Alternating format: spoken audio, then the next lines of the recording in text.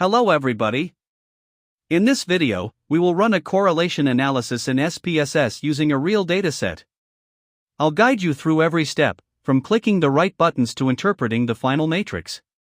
Let's begin. First, with my dataset open, I go to Analyze. Correlate. Bivariate. A new window appears. I select my three variables and move them into the variables box. For the settings, I ensure Pearson is checked, test of significance is set to two-tailed, and I check flag significant correlations. I then click OK. SPSS generates the correlation matrix. Let's interpret it.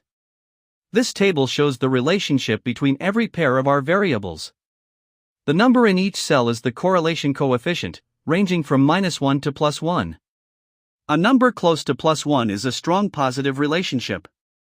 A number close to -1 is a strong negative relationship. A number near 0 means no linear relationship. Asterisk symbol marks statistically significant correlations. Looking at our results, the relationship between P1 and P3 is 0.993. This is an almost perfect positive relationship, meaning if a respondent gave a high score for P1, they almost certainly gave a high score for P3. The relationships between P1 and P2, 0.888, and P2 and P3, 0.900, are also very strong and significant. The story is clear, all three questions are measuring the same underlying attitude. There is remarkably strong agreement in how respondents answered them. If you need help interpreting your statistical results, I offer one-on-one consultations. If you found this helpful, please subscribe.